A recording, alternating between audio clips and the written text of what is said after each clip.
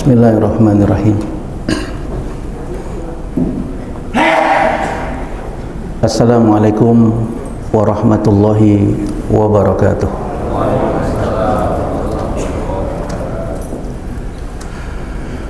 Alhamdulillahi rabbil alamin.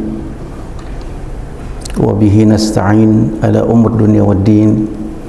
Wassalatu wassalamu ala asrafil anbiya'i wal mursalin, nabiyina wa qudwatina rasulina sayyidina Muhammadin wa ala alihi wa ashabihi wa man tabi'ahu bi ihsanin ila yaumiddin.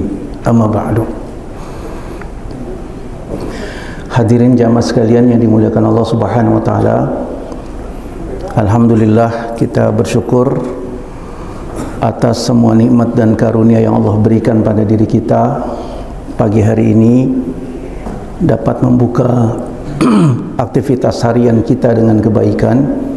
Mudah-mudahan apa yang kita lakukan menjadi pemberat timbangan amal soleh kita untuk dunia dan akhirat kita, insyaAllah. Amin ya rabbal alamin. Hadirin jamaah sekalian yang dimuliakan Allah Subhanahu wa taala, pagi hari ini tema kajian kita tentang manfaat muhasabah bagi orang yang beriman.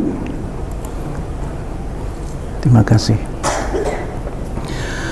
Nabi SAW mengingatkan kepada diri kita bahwa kehidupan yang kita jalani ini adalah perjalanan.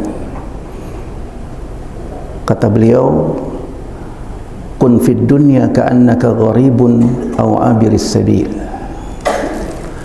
Jadikanlah kehidupan kamu di dunia ini bagaikan orang asing, atau kamu ingat bahwa kamu ini adalah orang yang dalam sebuah perjalanan. Makasih. Dalam perjalanan yang kita lalui, ada banyak jalan yang telah kita lewati. Ada yang terjal, ada yang mendatar, ada yang menurun, ada tanjakan, ada kadang menemui halangan, rintangan, hambatan. Bahkan juga mungkin kita mengalami jalan yang lancar-lancar saja. Dari kehidupan itulah akhirnya menyisakan pada diri kita apa yang disebut dengan pengalaman bagi masa yang telah kita lewati. Ada yang menjadi kenyataan dari apa yang kita hadapi, dan ada yang menjadi harapan terhadap perjalanan yang akan kita lalui. Perjalanan yang akan kita lalui ini sudah barang tentu sebagai sisa kehidupan yang Allah berikan pada diri kita, sehingga orang-orang yang beriman menyadari bahwa semakin berjalannya waktu, semakin dia mendekati masa akhir. Bahasa yang sering kita lihat, masa expired, masa akhir kita, ajal kita. Sehingga kita memerlukan rambu-rambu untuk meniti jalan yang tersisa yang akan kita lalui. Rambu bagi orang yang beriman yang terpenting adalah ketakwaan. Karena itu Allah Subhanahu wa taala mengingatkan pada diri kita di dalam surat Al-Baqarah ayat 197, wa tazawwadu fa inna khairaz zadi taqwa wattaquni ya ulil albab. Berbekalah, karena sesungguhnya sebaik-baik bekal itu adalah ketakwaan. Hadirin jamaah sekalian yang dimuliakan Allah Subhanahu wa taala, dalam sebuah perjalanan yang kita lalui di dunia ini, lazimnya kita berhenti beberapa etape di rest area. Kalau di beberapa negara-negara maju, mereka menetapkan perjalanan luar kota itu sekian jam harus berhenti di rest area. Misalnya teman-teman yang pernah ke Jepang, perjalanan jauh 2 jam perjalanan itu harus berhenti di rest area. Kalau di Eropa 4 jam 4 jam perjalanan harus berhenti. Kalau kita berhenti tergantung situasi kondisi. Kalau lancar kita terabas terus, nggak berhenti karena ada supir tembak kita. Tapi giliran macet kita berhenti terus. Nah, jamaah sekalian yang dimuliakan Allah Subhanahu wa taala, rest area bagi orang-orang yang beriman itu menjadi tempat untuk menguatkan fisiknya, jati dirinya, menguatkan kembali semangatnya untuk menempuh perjalanan yang tersisa, menyemangati diri bahwa kita akan sebentar lagi sampai. Makanya psikologi orang yang biasa jalan, kalau ditanya berapa lama lagi kita perjalanannya, orang yang biasa jalan pasti jawabnya sebentar lagi. Ada teman-teman naik gunung protes, katanya naik gunung sebentar lagi sampai puncaknya, kok udah berjam-jam nggak sampai-sampai juga. Ustaz, kapan kita sampai di puncak gunung? Sebentar lagi. Setiap ditanya sebentar lagi, sebentar lagi.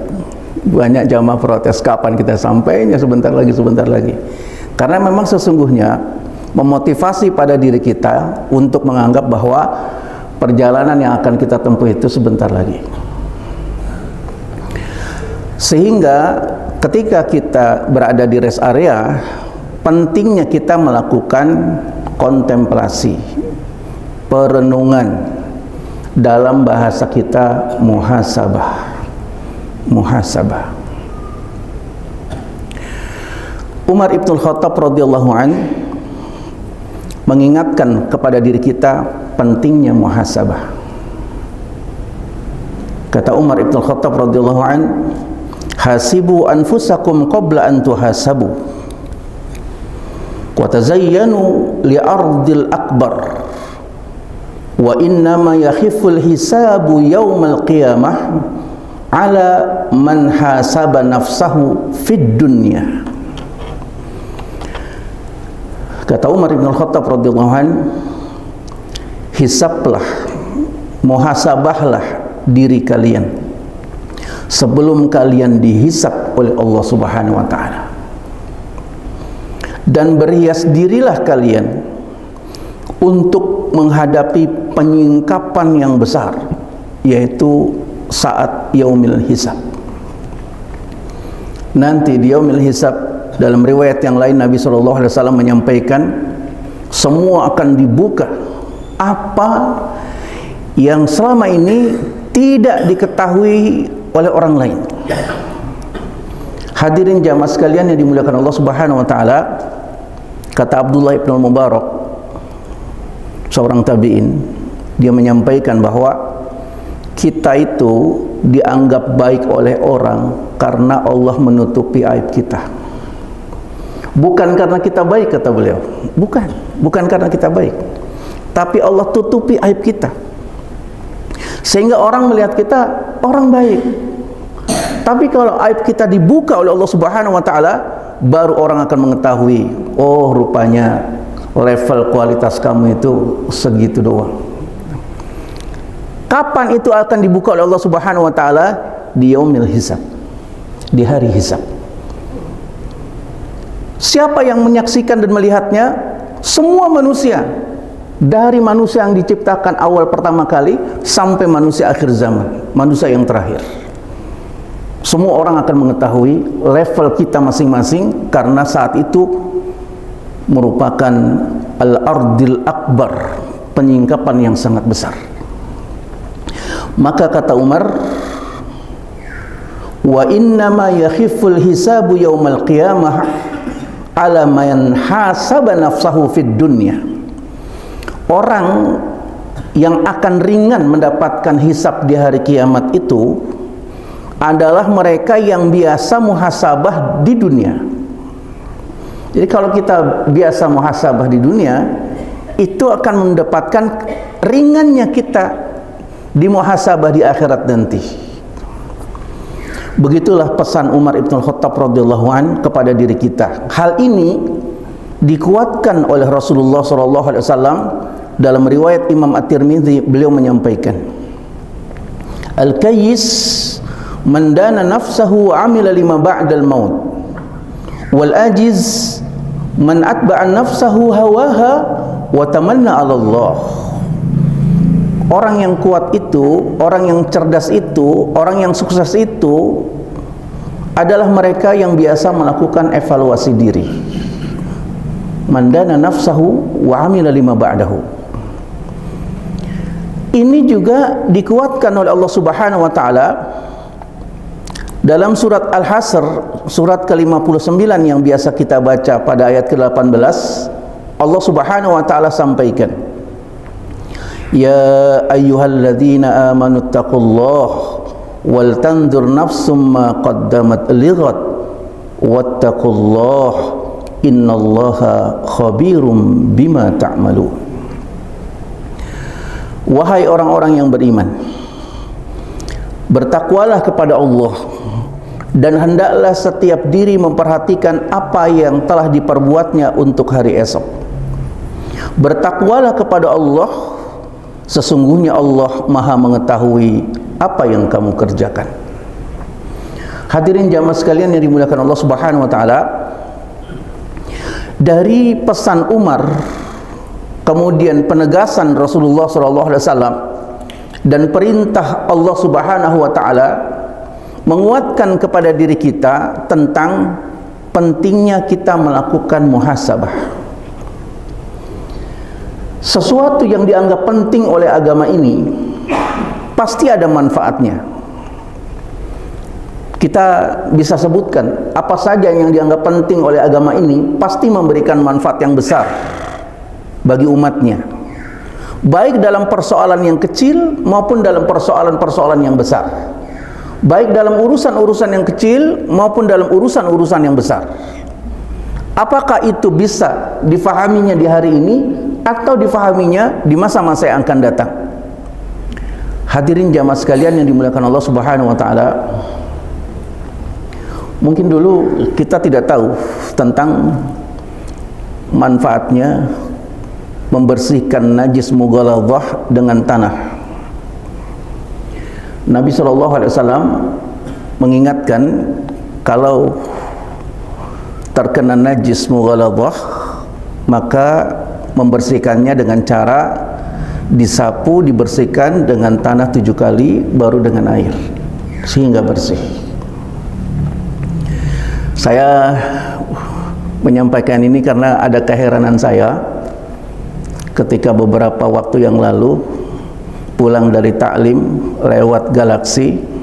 Mohon maaf, ada ibu-ibu memakai jilbab yang panjang, jilbabnya model kayak mukena, orang menyebutnya jilbab syar'i, tapi nenteng anjing.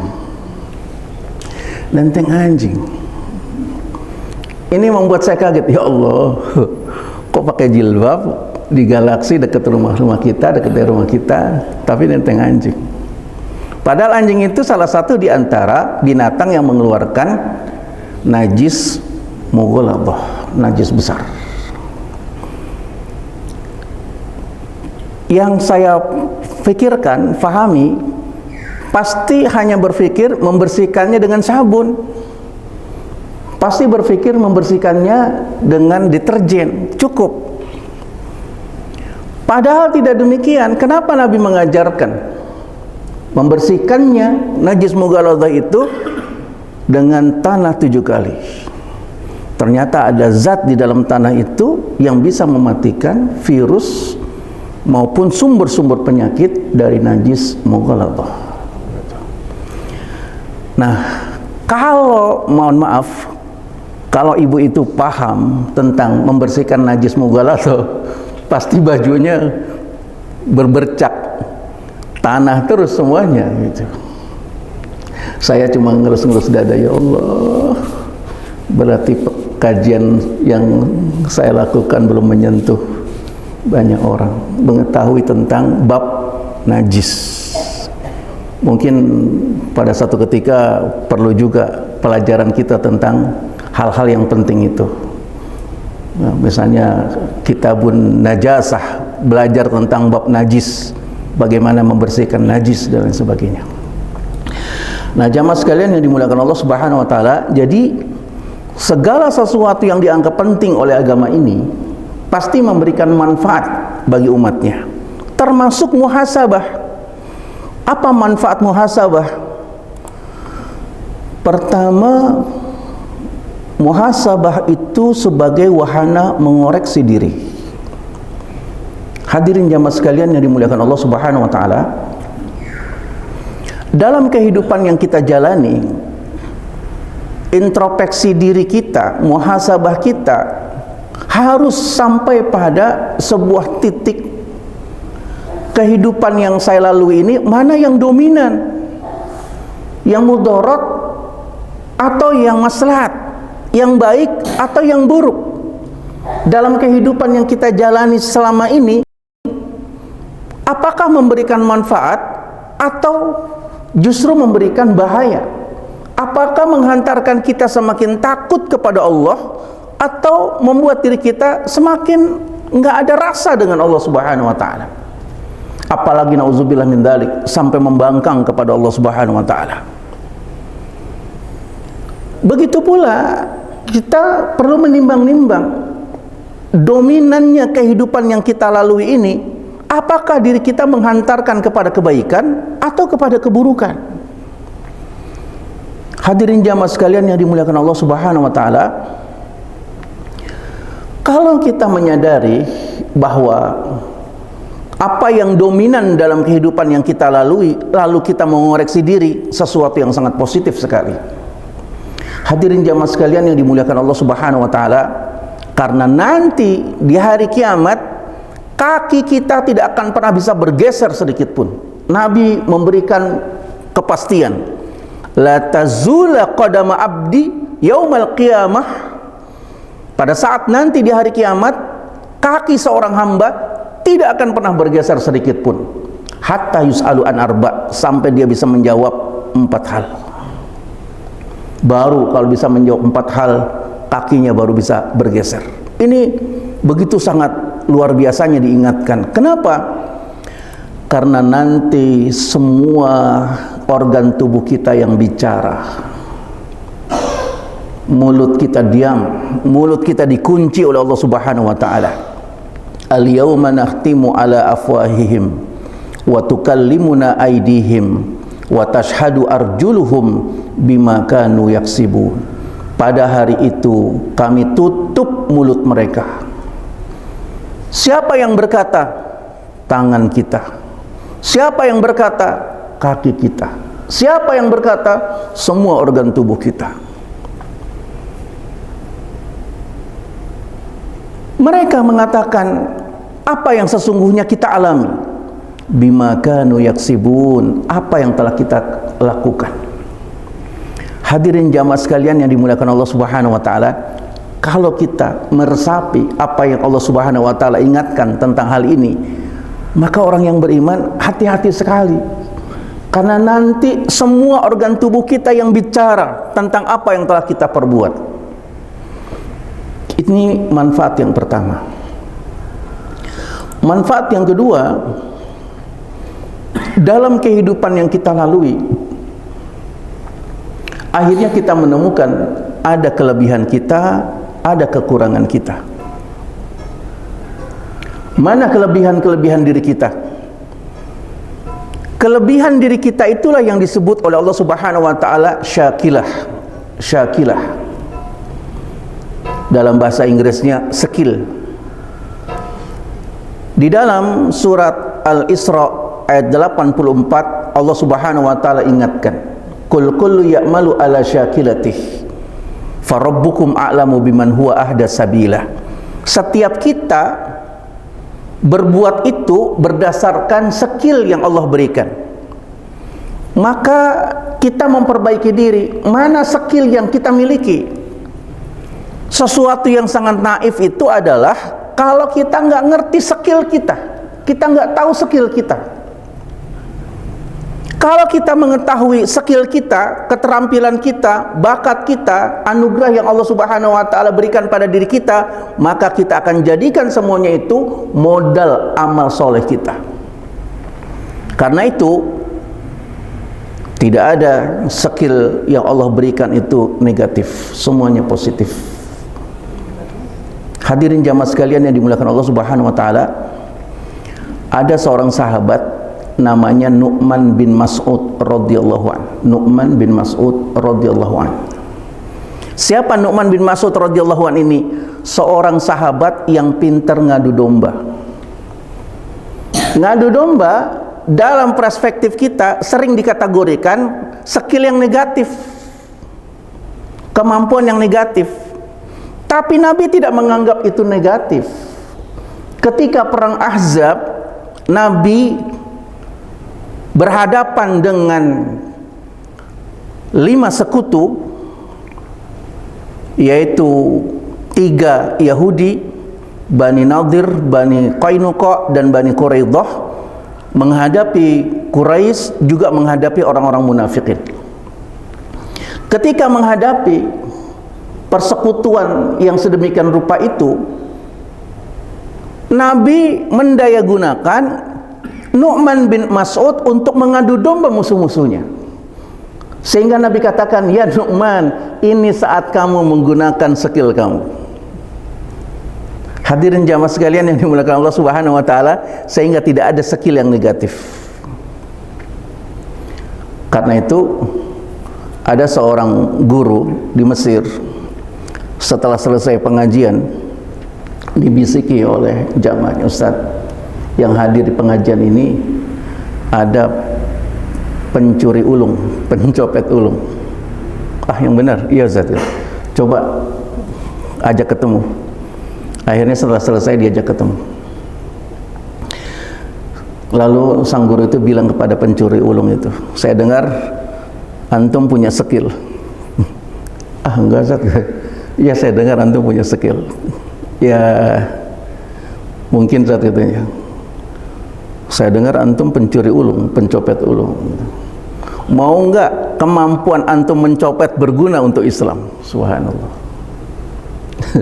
Nyopet negatif, tapi sang guru itu bilang, "Mau enggak kemampuan mencopet antum berguna untuk Islam?" "Siap Ustaz," katanya. "Apa itu Ustaz?" "Itu di depan gedung kementerian ada kedutaan Inggris. Antum masuk ke dalamnya, ambil dokumen-dokumennya untuk kepentingan bangsa kita dan kaum muslimin." Dan akhirnya pencopet dan pencuri ulung ini berhasil mendapatkan dokumen untuk kepentingan kaum muslimin dan bangsa Mesir ketika itu. Sehingga kemudian dia sampaikan, "Baru kali ini kemampuan saya bermanfaat untuk Islam. Biasanya cuma nyopet biasa." Nah, jamaah sekalian yang dimuliakan Allah Subhanahu wa taala, maka dengan muhasabah kita memperbaiki diri. Ya Allah, apa skill yang aku miliki ya Allah, supaya menjadi jalan penghantar amal kebaikan saya dan memperbesar jariah saya dalam kehidupan ini. Manfaat yang ketiga muhasabah itu adalah untuk melakukan mawas diri. Dalam perjalanan yang kita lalui, mungkin ada banyak tikungan, mungkin juga ada banyak jurang yang menjerumuskan kehidupan kita pada beberapa waktu yang lalu. Sehingga ketika kita melakukan muhasabah diri, kita melakukan evaluasi. Bisa jadi pada kehidupan yang akan kita lalui, kita akan mengalami kondisi-kondisi yang semacam itu. Maka Allah Subhanahu wa taala ingatkan di dalam surat Al-Maidah ayat ke-92, "Wa atiullaha wa atiur rasulah wahdharu fa in tawallaitum fa'lamu annama ala rasulinal balagul mubin." Taatlah kamu kepada Allah dan taatlah kamu kepada Rasul, serta berhati-hatilah, mawas dirilah dalam perjalanan yang kamu lalui. Hadirin jamaah sekalian yang dimuliakan Allah Subhanahu wa taala, namun mawas diri yang kita miliki dalam perspektif ini, Islam mengajarkan jangan sampai menimbulkan trauma yang sangat mendalam. Tetapi yang harus kita miliki adalah kehati-hatian. Beda antara trauma dengan kehati-hatian. Karena trauma itu akhirnya menganggap orang itu selalu dalam pandangan dan pikiran kita.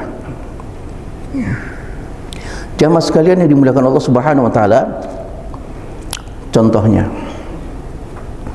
kalau kita menyaksikan orang memakai pakaian yang lusuh, rambutnya juga tidak tersisir rapi, pasti pikiran kita akan menuding orang itu gembel atau orang itu dalam kondisi yang tidak baik. Hadirin jamaah sekalian yang dimuliakan Allah Subhanahu wa taala, Imam Malik radhiyallahu anhu ketika muridnya melarang ada orang yang berpakaian lusuh datang ke masjid, Imam Malik langsung mengingatkan, kenapa kamu larang dia? Kalau model orang-orang yang begitu pakaiannya, biasa niatnya nggak bagus kalau datang ke masjid. Kata Imam Malik, apa kamu sudah buka hati orang itu? Ini namanya traumatis gitu. Lalu membuat labeling, di label. Kalau orang datang dalam kondisi seperti itu, dianggapnya buruk.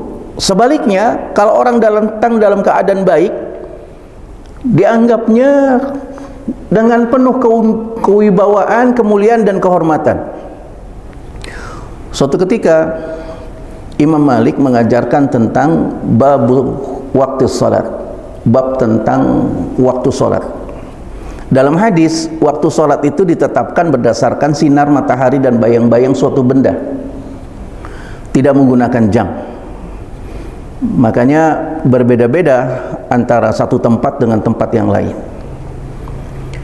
Nah, ketika menjelaskan tentang waktu-waktu sholat berdasarkan matahari dan bayang-bayang suatu benda, ada jamaahnya pakaiannya pakai imamah, pakai baju luar bagus, pakai sorban yang rapi, wangi. Imam Malik sejak dia datang di majlisnya, duduknya agak rikuh. Orang ini nanya, saya tanya ya Imam, katanya, apa itu? Bagaimana kalau mataharinya tidak ada, sholatnya kapan? Langsung Imam Malik selonjorkan kakinya. Tadinya mungkin agak kaku-kaku, dia selonjorkan kakinya sambil bertelekan. Murid-muridnya bisik-bisik, kenapa itu Imam? Orang ini nanyanya nggak bermutu. Kalau mataharinya sudah tidak ada, nggak ada waktu sholat, itu namanya kiamat gitu. Nggak usah ditanya lagi kalau waktu kiamat itu gitu. Nah jamaah sekalian, ada orang yang berpikir ketika orang itu datang dengan pakaian yang rapi, oh, orang ini pasti orang yang berilmu, orang ini pasti orang yang berwibawa, orang ini pasti orang yang terhormat. Ternyata apa yang disampaikan memperlihatkan kualitasnya. Manfaat yang keempat untuk melakukan komitmen diri. Kalau kita melakukan muhasabah dalam kehidupan kita, maka kita harus membangun komitmen diri kita, lalu menyadari apa yang telah kita lalui, sehingga Nabi SAW mengingatkan, jangan sampai seorang mukmin itu jatuh ke lubang yang sama hingga 2 kali. An Abi Hurairah radhiyallahu anin Nabi sallallahu alaihi wasallam annahu qala la yuldagul mu'minu min juzrin wahidin marratain. Kata Nabi, jangan sampai seorang mukmin itu jatuh di lubang yang sama hingga 2 kali. 2 kali saja tidak boleh, apalagi sampai berkali-kali. Jamaah sekalian yang dimuliakan Allah Subhanahu wa taala, itu yang keempat. Yang kelima, manfaat muhasabah bagi orang yang beriman itu untuk meningkatkan rasa syukur dan tahu diri bahwa kita bisa sampai di hari ini karena karunia Allah, bukan karena yang lain, bukan karena ilmu kita, bukan karena profesionalisme kita, bukan karena koneksi kita. Saya hebat, mumpuni, piawai karena ilmu saya bertambah, keterampilan saya bertambah, koneksi saya banyak. Bukan. Semua yang kita dapati di hari ini adalah karunia dari Allah Subhanahu wa taala. Sehingga kita menyadari diri kita tidak memiliki kemampuan apa-apa. Kalau kita menyadari bahwa ini adalah karunia dari Allah Subhanahu wa taala, maka kita akan semakin bersyukur. Sebagaimana yang diingatkan oleh Nabi Sulaiman. Ketika Nabi Sulaiman mendapatkan semua kekayaannya, dan sampai hari ini tidak ada satu orang pun yang bisa melebihi kekayaan dan kehebatan Nabi Sulaiman. Nabi Sulaiman mengajarkan, ketika mendapatkan semuanya itu, dia mengatakan, hadza min fadli rabbi liyabluwani aashkur am akfur wa man syakara fa innama yashkuru li nafsihi wa man kafara fa inna rabbi ghaniyyun karim.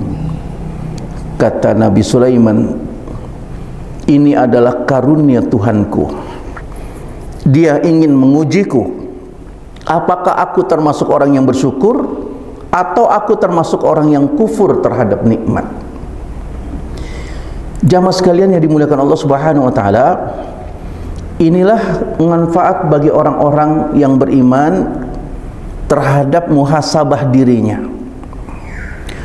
Orang-orang yang beriman dalam muhasabah dirinya diajarkan oleh Nabi Adam alaihissalam, orang tua kita. Apa yang diajarkan oleh Nabi Sulaiman, Nabi Adam alaihissalam terhadap diri kita dalam melakukan muhasabah ini? Apa yang disebut dengan istilah autokritik, berani menyalahkan diri sendiri. Atas apa yang terjadi, dia menyalahkan dirinya sendiri, nggak menyalahkan orang lain. Nabi Adam menyampaikan doanya seperti doa yang kita hafal, Rabbana zalamna anfusana wa illam taghfir lana wa tarhamna lanakunanna minal khasirin. Ketika Nabi Adam alaihissalam jatuh ke muka bumi, dari surga diturunkan ke bumi. Di bumi Nabi Adam alaihissalam berdoa banyak-banyak, dan doa banyak yang beliau ucapkan, Rabbana zalamna anfusana wa illam taghfir lana wa tarhamna lanakunanna minal khasirin. Ya Allah, kami telah menzalimi diri kami. Kalau Engkau tidak mengampuni diri kami dan tidak memberikan rahmat kepada kami, maka niscaya kami akan termasuk orang-orang yang rugi. Hadirin jamaah sekalian yang dimuliakan Allah Subhanahu wa taala, Nabi Adam dari surga jatuh ke muka bumi, yang dia salahkan dirinya. Padahal Nabi Adam itu jatuh ke muka bumi itu ada sahamnya setan, ada investasinya setan. Setan yang menggoda dan setan yang menggelincirkan. Di dalam surat Al-Baqarah ayat 36 Allah menyatakan, fa'azallahuma syaitanu anha fa'akhrajahuma mimma kana fih. Lalu setan menggelincirkan keduanya, Adam dan Hawa, dari surga itu dan dikeluarkan dari surga. Artinya Nabi Adam, orang tua kita, keluar dari surga ke muka bumi itu ada investasi setan, digelincirkan oleh setan. Tapi Nabi Adam tidak menyalahkan setan. Nabi Adam menyalahkan dirinya sendiri, tidak menyalahkan setan. Beda kalau setan melakukan muhasabah. Setan kalau melakukan muhasabah, dia menyalahkan orang lain atas kesalahan dirinya. Kalau bahasa kita, mencari kambing hitam, melemparkan kesalahan dirinya pada orang lain. Lihat bahasa setan pada surat Al-A'raf ayat 16. Qala fabima aghwaytani la aqudanna lahum siratakal mustaqim. Setan mengatakan, ya Allah, karena engkau telah menghukumku, karena engkau telah menjadikan aku tersesat, maka aku akan halangi orang lain jadi sesat juga.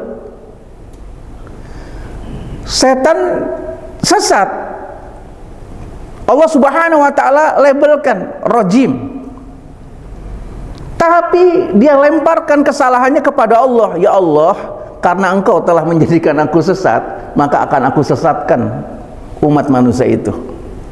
Ini yang disebut dengan melemparkan kesalahan dirinya pada orang lain. Bahasa kita mencari kambing hitam. Itu tidak diajarkan oleh nenek moyang kita. Nenek moyang kita, Nabi Adam alaihissalam, justru mengajarkan kepada sikap menyalahkan dirinya sendiri dalam muhasabah. Hadirin sekalian yang dimuliakan Allah Subhanahu wa ta'ala, apakah berhenti sampai di situ muhasabah? Tidak. Muhasabah orang yang beriman harus sampai pada tumuhat. Tumuhat. Apa itu tumuhat? Harapan yang positif.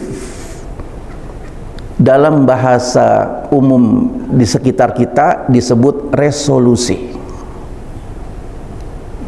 Resolusi. Menguatkan diri kita untuk mencapai kebaikan di masa berikutnya. Itu tumuhat.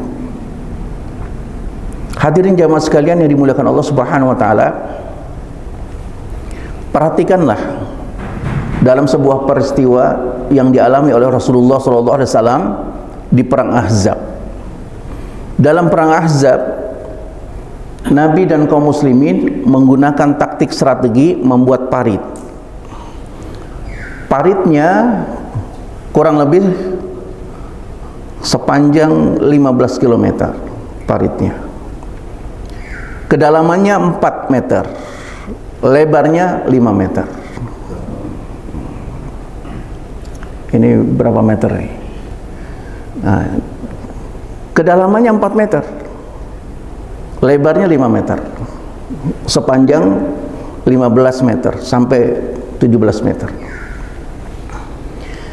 Nabi SAW memerintahkan kepada kaum muslimin agar dibuat parit itu tidak lebih dari 7 hari.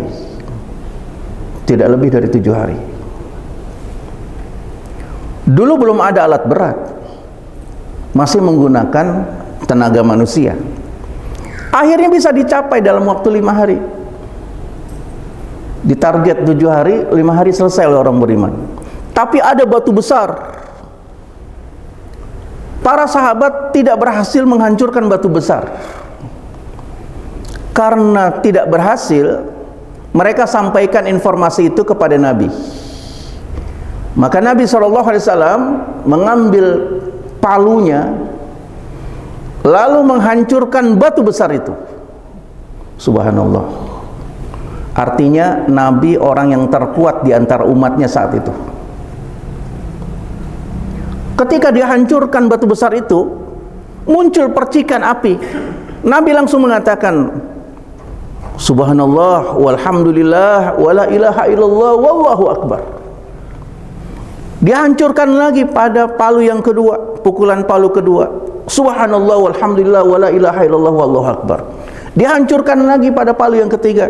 Nabi juga mengucapkan kalimat yang sama. Subhanallah, walhamdulillah, wala ilaha illallah, wallahu akbar. Hadirin jamaah sekalian yang dimuliakan Allah Subhanahu wa ta'ala, situasi saat itu pertama ada badai gurun. Mungkin kalau yang biasa umroh di bulan Juni atau sampai Agustus suka menyaksikan badai gurun. Ini badai gurun, angin kencang, kemudian pasir-pasir berterbangan. Kemudian pada saat itu paceklik, nggak ada makanan. Maka Nabi SAW mengikat perutnya dengan batu. Ketika menggali, selesai menggali, Ada seorang sahabat bisik-bisik, saya kasihan sama Rasulullah, udah beberapa hari perutnya diganjel perut, nggak ada makanan. Kasih tahu supaya Nabi datang ke rumah. Ketika Nabi ngasih tahu bahwa ada sahabat yang menyediakan makanan, hidangan. Hidangan itu porsinya dibuat 4 orang, untuk 4 orang. Tapi karena Nabi SAW dikasih tahu, Nabi umumkan kepada sahabat yang lain. Kita setelah selesai ini, kita datang ke rumah dia, kita makan. Hadirin jamaah sekalian yang dimuliakan Allah Subhanahu wa taala, kita bikin acara. Porsi makanannya cuma 4 orang, tapi Nabi umumkan kepada para sahabat, dan ternyata yang datang 80 orang. Bayangkan perasaan kita sebagai tuan rumah. Maka Nabi SAW sampaikan, kamu tenang saja, jangan dibuka hidangannya kecuali aku sampai di rumahmu. Lalu berharaplah keberkahan dari hidangan yang kamu sajikan. Hadirin jamaah sekalian yang dimuliakan Allah Subhanahu wa taala, sahabat yang ngundang ini ketar-ketir, ya Allah, nanti nggak kebagian. Porsinya cuma 4 orang, tapi yang datang 80 orang. Ketika datang, Nabi yang buka hidangan itu, Nabi bacakan doa hidangan itu. Apa yang terjadi? Semua orang yang datang, 80 orang itu ikut mencicipi hidangan itu dan semua merasakan kenyang. Subhanallah. Ini berkahnya hidangan orang yang beriman. Nah, jamaah sekalian yang dimuliakan Allah Subhanahu wa taala, jadi situasinya pada waktu itu badai gurun, paceklik, musuhnya 5. Bani Nadir, Bani Qainuqa, Bani Quraidah, Quraisy dan munafikin. Musuhnya 5. Mungkin yang realistis Nabi akan sampaikan, kita akan hadapi gurun, badai gurun, kita akan hadapi paceklik. Tapi ternyata Nabi membangkitkan tumuhatnya jauh lebih dari itu. Ketika dipukul batu besar itu, Nabi mengatakan subhanallah walhamdulillah wala ilaha illallah wallahu akbar. Karena Allah perlihatkan istana merahnya Persia, istana merahnya Persia. Nabi pada waktu itu muncul keinginan, pengen sekali mendapatkan istana merah itu. Kata Jibril, tidak ya Muhammad, engkau akan mendapatkan yang jauh lebih baik dari itu. Maka kata Nabi, nanti kita akan kalahkan Persia. Pukulan yang kedua, muncul percikan, diperlihatkan oleh Allah Subhanahu wa taala istana putihnya Romawi. Kata Nabi, saya pengen sekali dapat istana putih itu. Kata Jibril, tidak ya Muhammad, engkau akan mendapatkan yang jauh lebih baik dari itu. Tumuhatnya sangat luar biasa. Ketika dipercik pukulan yang ketiga, muncul juga kilatan. Nabi menyampaikan subhanallah walhamdulillah wala ilaha illallah wallahu akbar. Pada saat itu diperlihatkan istana hijaunya Iskandaria. Kata Nabi, pengen saya menikmati istana hijaunya Iskandaria. Kata Jibril, tidak ya Muhammad, engkau akan mendapatkan yang jauh lebih baik dari itu. Maka kemudian Nabi menyampaikan, nanti kita akan kalahkan Persia, nanti kita akan kalahkan Romawi, nanti kita akan kalahkan Iskandaria, nanti kita akan kalahkan Bahrain, nanti kita akan kalahkan Yaman. Jamaah sekalian yang dimuliakan Allah Subhanahu wa taala, mungkin kalau sekarang orang mengatakan kayak begitu, ah ketinggian kamu. Kondisinya dalam kondisi yang nggak seperti itu, tapi Nabi SAW membangkitkan tumuhatnya sangat tinggi sekali. Kenapa tumuhat itu harus dibuat dalam muhasabah kita? Untuk membantu kita mencapai tujuan kehidupan kita. Kenapa tumuhat itu kita buat? Agar kita selalu ingat tujuan kehidupan kita. Kenapa tumuhat itu harus kita buat? Agar kita bisa mengkondisikan situasi dan keadaan. Nah, jamaah sekalian yang dimuliakan Allah Subhanahu wa taala, maka di akhir tahun 2023 ini kita lazim melakukan muhasabah untuk bisa menetapkan tumuhat obsesi kita di tahun 2024. Jangan lewat begitu saja. Mengapa? Karena Nabi mengingatkan kepada diri kita. Nabi SAW menyebutkan, man kana yaumuhu khairan min amsihi fahuwa rabih. Siapa yang hari ini lebih baik dari hari kemarin, maka ia tergolong orang yang beruntung. Wa man kana yaumuhu mithla amsihi fahuwa magbunun. Siapa yang hari ini sama dengan hari kemarin, maka dia rugi. Wa man kana yaumuhu syarran min amsihi fahuwa mal'unun. Siapa yang hari ini lebih buruk dari hari kemarin, maka dia orang yang celaka. Karena itu, hadirin jamaah sekalian yang dimuliakan Allah Subhanahu wa taala, bagi diri kita perlu menguatkan muhasabah kita di akhir tahun ini untuk menetapkan tumuhat kita. Misalnya contoh tumuhat nih. Saya ingin tumuhat resolusi di tahun 2024 ini, cita-cita besar sebagai kaum muslimin, Palestina menjadi negara yang merdeka. Ini tumuhat misalnya. Amin ya Rabb. Yang kedua, di tahun 2024 ini saya ingin Indonesia dapat mewujudkan cita-citanya sebagai negeri yang baldatun thayyibatun wa rabbun ghafur. Amin. Tumuhat tahun 2024, saya ingin menjadi diri yang lebih baik dari keimanan dan ketaatan, serta memberikan manfaat pada banyak orang. Nah, inilah contoh tumuhat yang diajarkan dalam kehidupan orang-orang yang beriman. Aqulu qouli hadza fastaghfirullah wa lakum. Barangkali ada yang mau disampaikan sebelum ditutup. Falyatafaddal mashkuran. Silakan kalau ada.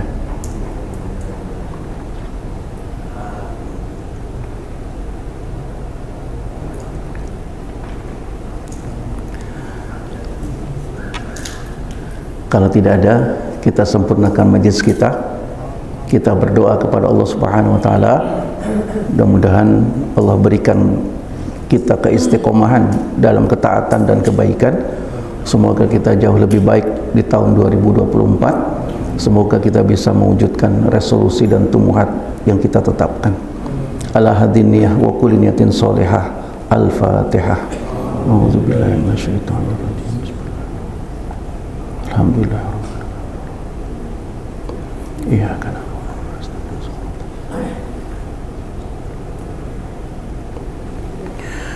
Bismillahirrahmanirrahim. Alhamdulillah rabbil alamin hamdan yuwafi ni'amahu yukafi'u mazidah. Ya Rabbana lakal hamdu wa lakal syukur kama yanbaghi li jalali wajhika wa 'azimi sultanik. Allahumma shalli ala sayyidina Muhammad wa ala alihi wa sahbihi ajma'in. Allahumma ighfir lana wa li walidayna wa li jami'il muslimina wal muslimat wal mu'minina wal mu'minat al ahya'u minhum wal amwat innaka samii'un qaribun mujibud da'awati ya qadiyal hajat. Rabbana zalamna anfusana wa lan taghfir lana wa tarhamna lanakunanna minal khasirin. Wa tub 'alaina innaka antat tawwabur rahim bi rahmatika ya arhamar rahimin. Allahumma azzil Islam wal muslimin wa alikil kafarata wal musyrikin damir a'daka wa a'da'ad din. Allahumma shattit shamlahum, Allahumma farriq jam'ahum, Allahumma aqil adadahum, Allahumma arsilil adzaba ilaihim. Allahumma ansur man nasarad din wa khdzul man khadzalad din. Allahumma ansur ikhwanana mujahidina Filistin, Allahumma ansur ikhwanana mujahidina fi Gazzah, sabbit aqdamahum wasbirhum ala aduhim birahmatika ya arhamar rahimin. Rabbana hab lana min azwajina wa zurriyyatina qurrata a'yunin waj'alna lil muttaqina imama. Rabbana atina fid dunya hasanah wa fil akhirati hasanah wa qina adzabannar. Wa sallallahu ala sayidina Muhammadin wa ala alihi washabihi wasallam. Subhana rabbika rabbil izzati amma yasifun wa salamun alal mursalin walhamdulillahi rabbil alamin. Assalamualaikum warahmatullahi wabarakatuh.